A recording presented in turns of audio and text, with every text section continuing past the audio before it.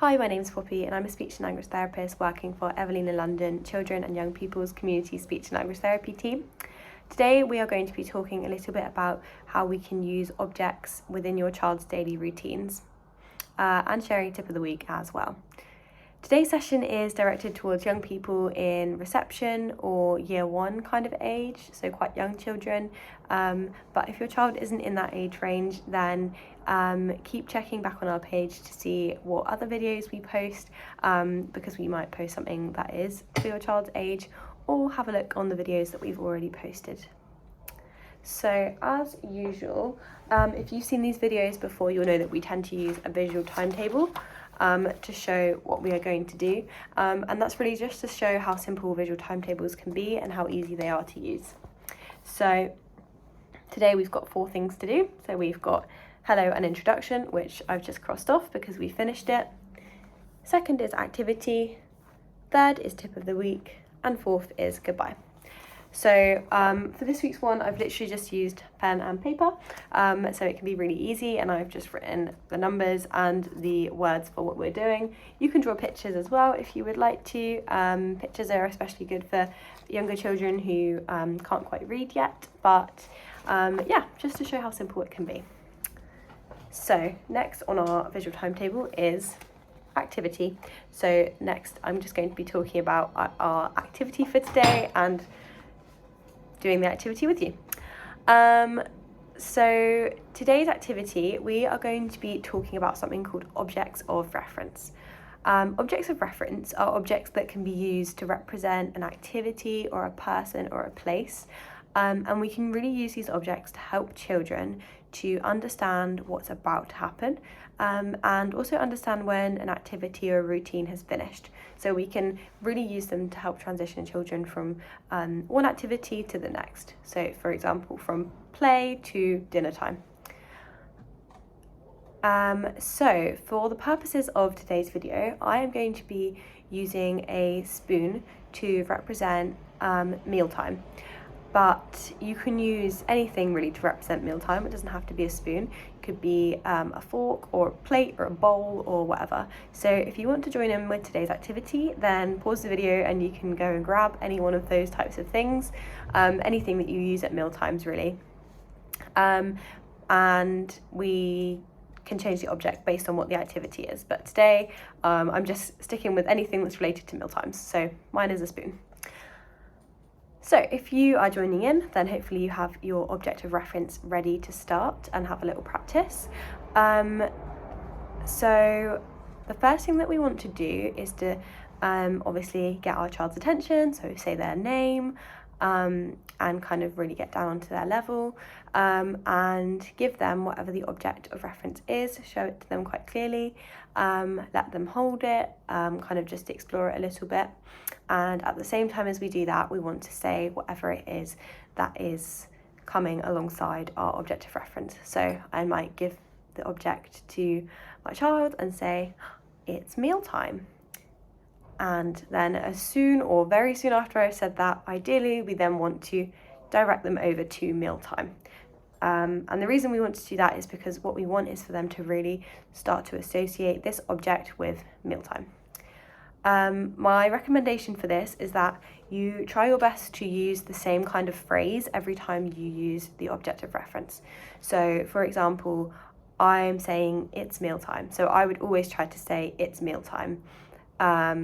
I would maybe try to avoid saying, oh, it's time to eat, and although those mean the same thing, it can just make it a bit confusing. So if you can stick to the same wording or the same phrasing, then even better.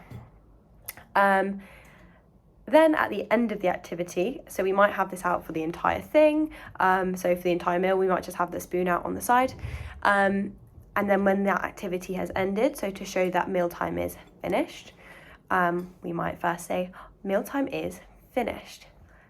Let's put our object away, let's put our spoon away, and then you can just get them to put it away in a box or a bag or somewhere where you keep your spoon object of reference.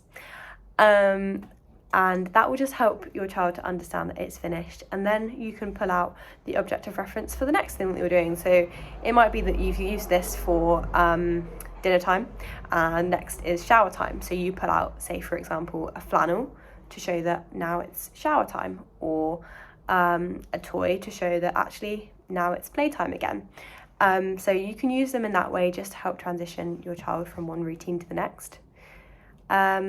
My advice would be to try and use the object of reference as consistently as you can. Your child might take a few times for them to really understand what the object means, and if we're using it more consistently, then it's more likely that they're going to start to associate it with whatever the activity is. So patience is key, and consistency is also key. Just some other ideas for other objects of reference that you might want to use as well, just for daily routines. So you could use a flannel as an object of reference for bath time.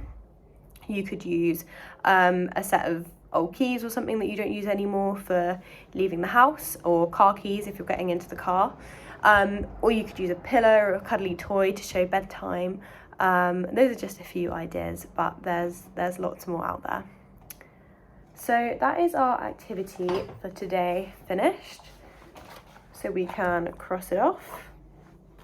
So next is tip of the week. So my tip of the week links into our activity for today.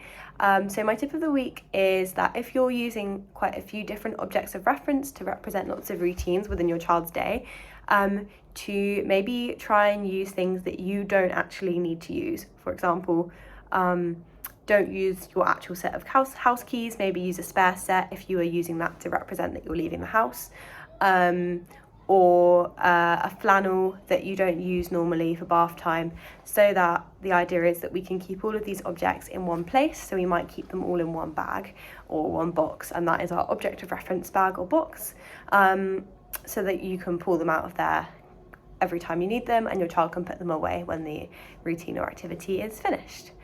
And it just means that you'll be using the same object each time, which makes it easier for your child to understand what it means.